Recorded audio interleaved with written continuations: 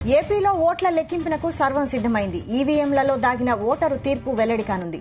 లోక్సభ నియోజకవర్గాలకు సంబంధించి postal ballot, ఈవీఎంలలోని ఓట్ల లెక్కింపు వేర్వేరు కౌంటింగ్ హాళ్లలో జరుగుతోంది. ఇక రామచందర్ కడప నుంచి మరింత సమాచారం అందిస్తారు. రామచందర్, చెప్పండి, అక్కడ కౌంటింగ్ ఏర్పాట్లు ఎలా ఉన్నాయి ప్రస్తుతం? Thank you Vaishalya. అయితే కడప జిల్లాలో కౌంటింగ్కు మాత్రం సర్వం సిద్ధం చేసింది అధికార యంత్రాంగం. అయితే కాసేపటి క్రితమే కౌంటింగ్ ఏజెంట్లు, అన్ని పార్టీలకు సంబంధించినటువంటి ఏజెంట్లు అందరూ కూడా పోలింగ్ ఎక్కడైతే కౌంటింగ్ కేంద్రం ఉందో ఆ కౌంటింగ్ కేంద్రానికి చేరుకున్నారు. ఉదయం 6 గంటల నుంచి కూడా కౌంటింగ్ సంబంధించినటువంటి ఏజెంట్లు అందరూ కూడా క్యూలో నిలబడి, అలాగే అభ్యర్థులు, అలాగే ఎవరైతే ఎమ్మెల్యే అభ్యర్థులు కావచ్చు, ఎంపీ అభ్యర్థులు ఉన్నారో వారందరూ కూడా ఉదయం 6 గంటల నుంచే కేంద్రానికి చేరుకున్నారు. అయితే కాసేపటి క్రితమే అందరూ 7 గంటల లోపే చేరుకోవాలన్న ఒక నిబంధన ఉంది కాబట్టి 7 గంటల లోపే అందరూ కూడా ఏజెంట్లందరూ కూడా కౌంటింగ్ కేంద్రానికి హాజరయ్యారు. అయితే ఇప్పుడు లోపల మాక్ కౌంటింగ్ అయితే ప్రారంభమైంది. మరి కొన్ని క్షణాల్లో 8 గంటలకు ఎగ్జాక్ట్లీ 8 గంటలకు ఈవీఎంలు, పోస్టల్ బ్యాలెట్స్ ఏవైతే ఉన్నాయో ఆ పోస్టల్ బ్యాలెట్స్ కౌంటింగ్ ప్రారంభం అవుతుంది. అదే సమయంలో ఎంపీ పార్లమెంట్కి సంబంధించినటువంటి పరిధిలో ఉన్నటువంటి ఈవీఎంలను కూడా లెక్కిస్తారని చెప్పి కూడా ప్రారంభం చేస్తారని చెప్పి కూడా మనకు సమాచారం అందుతోంది. 8:30 వరకు కూడా పోస్టల్ బ్యాలెట్లకు సంబంధించినటువంటి కౌంటింగ్ అయితే కొనసాగనుంది. హాఫ్ అన్ అవర్ తర్వాత 8:30 గంటలకు మాత్రం అసెంబ్లీ నియోజకవర్గాల వారీగా కౌంటింగ్ అయితే ఈవీఎంలను ఓపెన్ చేస్తారు. ఈవీఎంలకు ఉన్నటువంటి సీల్ను అన్ని పార్టీల ఏజెంట్లు కావచ్చు, అభ్యర్థుల ముందే సీల్ ఓపెన్ చేసి ఈవీఎంలను ఓపెన్ చేసే పరిస్థితి అయితే ఉంటుంది.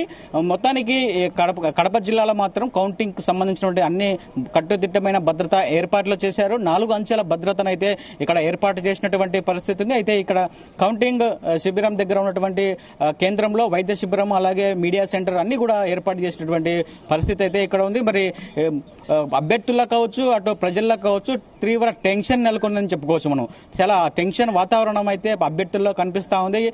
ఈ రోజు అయితే రాజకీయ భవితవ్యం ఎలా ఉండబోతోంది అభ్యర్థుల అన్న ఒక ఏదైతే ఈ రోజు తెలిపోయే అవకాశం ఉంది. ఎన్నో నెలల నుంచి, అలాగే ఎన్నో రోజుల నుంచి కూడా 13వ తారీఖు పోలింగ్ జరిగినప్పటి నుంచి కూడా ఇప్పటి వరకు ఎవరి భవితవ్యం ఏంటి, వారి రాజకీయ జీవితం ఎలా ఉండబోతోంది అన్నది ఈ రోజు ఈవీఎంలో ఉన్నటువంటి ఒక రిజల్ట్ అయితే ఈ రోజు బయటకు వచ్చే అవకాశం ఉంది. కాబట్టి అందరూ కూడా ఈ రోజుతో ఒక రిలీఫ్, అలాగే రిలాక్స్ అయ్యే అవకాశం ఉంది. దానితో ఎవరు గెలుపు ఓటములు చవి చూడబోతున్నారని కూడా ఆసక్తిగా, అలాగే టెన్షన్ వాతావరణం అయితే ఇక్కడ కనిపిస్తోంది. మొత్తానికి కౌంటింగ్ మరి 8 గంటలకు ఎగ్జాక్ట్లీగా పోస్టల్ బ్యాలెట్ల లెక్కింపు అయితే ప్రారంభమవుతుంది. 8:30 గంటలకు కాన్స్టిట్యున్సీ వైజ్ పోలింగ్ కూడా కౌంటింగ్ ప్రారంభమవుతుంది. కాబట్టి దానికి సంబంధించినటువంటి ఏర్పాట్లు కూడా చేశారు. ప్రతి రౌండ్కు 14 టేబుల్లు ఏర్పాటు చేశారు. ప్రతి రౌండ్కు సంబంధించినటువంటి రిజల్ట్ మీడియాకు చేరవేసేందుకు కూడా ఇక్కడ ఏర్పాట్లు చేసినటువంటి పరిస్థితి అయితే కనిపిస్తోంది. మొత్తానికి అభ్యర్థుల్లో టెన్షన్ వాతావరణం అయితే నెలకొనిందని చెప్పి కూడా మనం స్పష్టంగా చెప్పుకోవచ్చు. వైశాలి, అయితే మొదటి ఫలితం ఎక్కడి నుంచి రానుంది? మరి ఎగ్జాక్ట్లీ కడప జిల్లాలో 7 నియోజకవర్గాలు కడప పార్లమెంట్ పరిధిలో ఉన్నాయి. కాబట్టి అత్యధికంగా ఎక్కువ పోలింగ్ శాతం నమోదైంది జమ్మలమడుగు. అది చాలా ఆలస్యం అవ్వచ్చు అని చెప్పి కూడా అధికారులు తెలిపారు. అయితే కమలాపురం మాత్రం 18 రౌండ్లు మాత్రమే ఉన్నాయి. అలాగే జమ్మలమడుగు 23 రౌండ్లు లెక్కింపు ఉంటుంది. కాబట్టి జమ్మలమడుగు ఫలితం చాలా ఆలస్యం అయ్యే అవకాశం ఉంది. అలాగే చాలా త్వరగా వచ్చే కాన్స్టిట్యున్సీ మాత్రం కమలాపురం నియోజకవర్గానికి సంబంధించినటువంటి ఫలితం చాలా త్వరగానే వచ్చే అవకాశం ఉంది. ఎందుకంటే 18 రౌండ్లు మాత్రమే కమలాపురం నియోజకవర్గంలో ఉన్నాయి. కాబట్టి మొదటి ఫలితంగా కమలాపురం నియోజకవర్గం మాత్రమే వచ్చే అవకాశం ఉంది. ఆ తర్వాత మిగతావన్నీ కూడా 21 రౌండ్లు, 20 రౌండ్లు మాత్రమే కొనసాగనున్నాయి ఈ ఓట్ల లెక్కింపు సంబంధించినట్టు. వైశాలి, అయితే మొత్తానికి ఇక్కడ మనం చూసుకోవచ్చు, రౌడీ షీటర్లను కానీ ఎక్కడ కానీ మొత్తం కడప జిల్లా అంతా కూడా ఒక 144 సెక్షన్, అలాగే కర్ఫ్యూ వాతావరణం అయితే కడప జిల్లాలో కనిపిస్తోంది. ఈ 144 సెక్షన్ అమలు చేయడంతో పాటు రౌడీ షీటర్లు ఎవరైతే ఉన్నారో రౌడీ షీటర్లను జిల్లా బహిష్కరణ చేయడంతో పాటు గృహ నిర్బంధం చేయడం, ఇవన్నీ కూడా పోలీసు సిబ్బంది చర్యలు తీసుకున్నారు. సిద్ధార్థ్ కౌశల్ జిల్లా ఎస్పీగా ఆయన ఉన్నారు. కాబట్టి ఆయన ఆధ్వర్యంలో గట్టి పోలీస్ బందోబస్తు కూడా ఏర్పాటు చేయడం జరిగింది. మొత్తానికి కడప జిల్లాలో ఎవరు రాజు, ఎవరు ఓడిపోబోతున్నారు అన్నది అయితే ఈ రోజు అయితే తేలబోతా ఉంది. మరోవైపు కడప పార్లమెంటుపై ఎక్కువ ఉత్కంఠత ఆసక్తి అయితే కొనసాగిందని చెప్పుకోవచ్చు. అటు వైఎస్ షర్మిల, అటు వైఎస్ అవినాష్ రెడ్డి ఇద్దరు పోటీ పడుతున్న నేపథ్యంలో ఒకే కుటుంబం నుంచి అది కాస్త ఉత్కంఠత రేగిందని చెప్పుకోవచ్చు. దానిపై ఆ ఫలితంపై కూడా ప్రజలు కావచ్చు, రాష్ట్ర ప్రజలు కావచ్చు, అందరూ కూడా ఆసక్తిగా ఎదురు చూస్తున్నటువంటి పరిస్థితి అయితే కడప జిల్లాలో నెలకొని ఉంది. వైశాలి, అయితే కడపలో ప్రత్యేకంగా భద్రతా ఏర్పాట్లు పెంచారా? ఖచ్చితంగా ఎక్కడైతే సమస్యాత్మక ప్రాంతాలు ఉంటాయో, అయితే జమ్మలమడుగులో పోలింగ్ 13వ తేదీ పోలింగ్ రోజు చిన్న రాళ్ల వర్షం అలాగే గొడవ జరిగింది.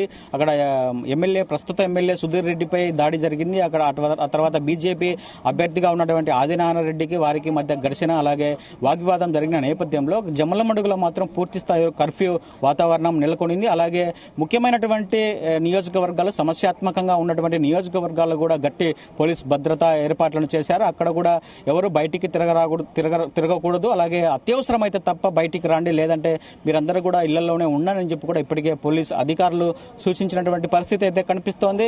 మొత్తానికి పోటీ చేస్తున్నటువంటి కడప జిల్లాపై కూడా కాస్త ప్రత్యేకమైనటువంటి దృష్టి ఉంటుంది కాబట్టి అందరూ కూడా కడప ఫలితంపైనే ఎదురు చూస్తున్నటువంటి పరిస్థితి. జగన్మోహన్ రెడ్డికి ఎంత మెజారిటీ వస్తుంది, అలాగే అవినాష్ రెడ్డికి ఏమాత్రం మెజారిటీ వస్తుంది, అలాగే షర్మిలకు ఏమైనా డిపాజిట్ దక్కుతుందా అన్న దానిపై కూడా రాష్ట్ర ప్రజలు కూడా ఆసక్తిగా ఎదురు చూస్తున్నటువంటి పరిస్థితి అయితే ఇక్కడ ఉంది. వైశాలి, రామచందర్, నేను శివ మీతో పాటు జాయిన్ అవుతున్నాను.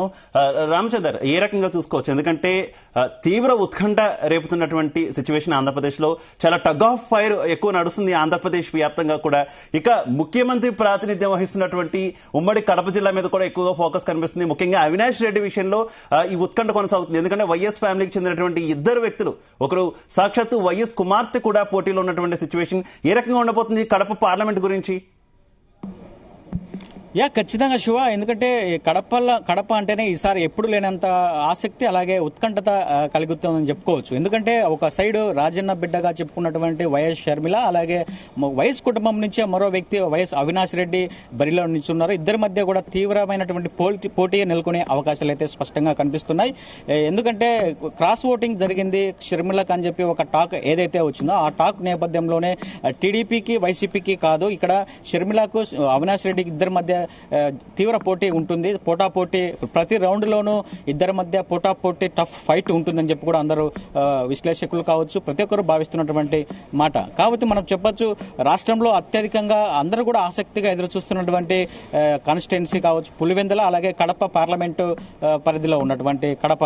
కాకపోతే ఇక్కడ ఉన్నటువంటి ఒకటే సమస్య, ఇటు వైఎస్ఆర్ కాంగ్రెస్ పార్టీ అభ్యర్థి అవినాష్ రెడ్డి, అలాగే కాంగ్రెస్ పార్టీ నుంచి మొదటిసారిగా 10 సంవత్సరాల తర్వాత ఒక దీటైన అభ్యర్థిగా ఉన్నటువంటి అలాగే రాజన్న బిడ్డగా రాజశేఖర రెడ్డి కూతురు కుమార్తె అలాగే వైఎస్ షర్మిల అయితే పోటీ చేస్తున్నారు. దాంతో ఇక్కడ కడప పార్లమెంటు పరిధిలో తీవ్రమైనటువంటి పోటీ నెలకొనిందని చెప్పి కూడా మనము భావించాల్సి ఉంటుంది. సో ఆ నేపథ్యంలోనే అందరూ కూడా కడప పార్లమెంటు ఫలితంపై కూడా చాలా ఆసక్తిగా రాష్ట్ర వ్యాప్తంగా కూడా ఎదురు చూస్తున్న పరిస్థితి అయితే మనం చూసుకోవచ్చు. ఎందుకంటే అవినాష్ రెడ్డి కావచ్చు, అవినాష్ రెడ్డిపై పలు ఆరోపణలు వచ్చాయి.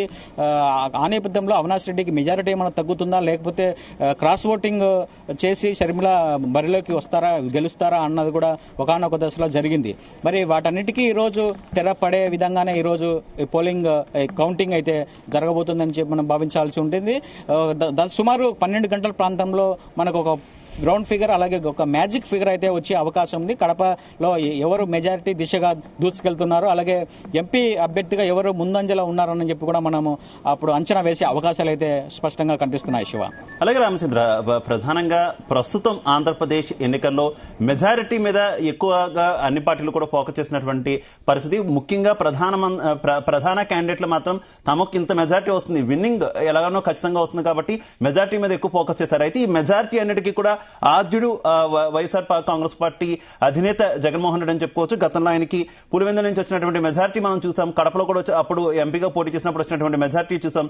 ఏంటి ఇప్పుడు అదే స్థాయిలో మెజారిటీ వచ్చే అవకాశం ఉందనుకోవాలి? కొంతమంది తగ్గుతుందని కూడా బెట్టింగ్ రాయలు బెట్లు కాస్తున్నటువంటి సిచ్యువేషన్ చూసాం కదా.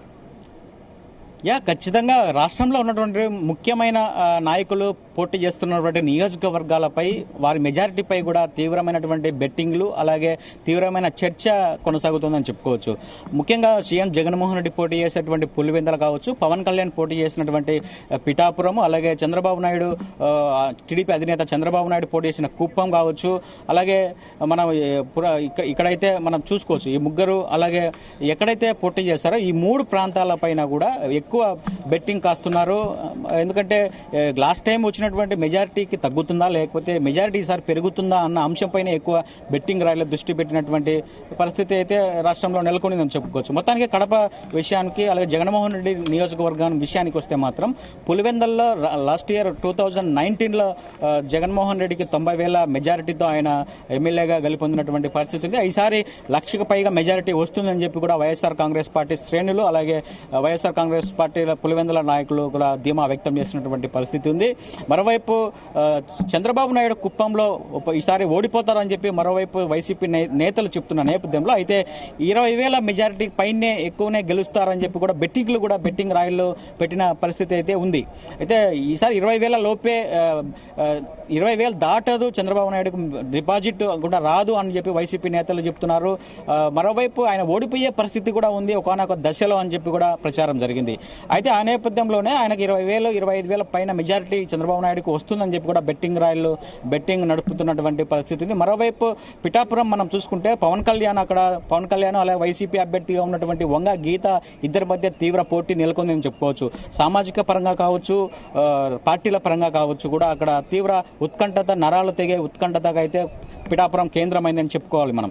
ఎందుకంటే పవన్ కళ్యాణ్ అసలు గెలవరు, వంగా గీతనే గెలుస్తుంది అని చెప్పి కూడా ఒకనొక దశలో ప్రచారం జరిగింది. మరోవైపు 1,00,000 పైన మెజార్టీతోనే పవన్ కళ్యాణ్ గెలుస్తున్నారని చెప్పి కూడా పవన్ కళ్యాణ్ అభిమానులు కావచ్చు, జనసేన పార్టీ సపోర్టర్స్ కావచ్చు చెప్తున్నటువంటి పరిస్థితి. సో ఈ నేపథ్యంలో పవన్ కళ్యాణ్ పోటీ చేసినటువంటి పిఠాపురం పైన కూడా ఎక్కువ బెట్టింగ్లు జరిగినటువంటి పరిస్థితి ఉంది. సో ముఖ్యంగా ప్రధానంగా ముగ్గురు ప్రధానమైనటువంటి నాయకులు పోటీ చేసిన నియోజకవర్గాల పైన కూడా తీవ్రమైనటువంటి పోటీ అలాగే చర్చ అలాగే పందేలు కూడా జరిగాయని చెప్పి కూడా మనం చూడొచ్చు. మొత్తానికి కడప జిల్లాలో మాత్రం ఈసారి జగన్మోహన్ రెడ్డి ఎక్కువ 1,00,000 పై మెజార్టీతోనే గెలుస్తారని చెప్పి కూడా వైఎస్ఆర్ కాంగ్రెస్ పార్టీ నాయకులు ధీమా వ్యక్తం చేసి చెప్తున్నటువంటి పరిస్థితి అయితే కనిపిస్తోంది. Shiva. Right. Okay Ramachandra, thank you.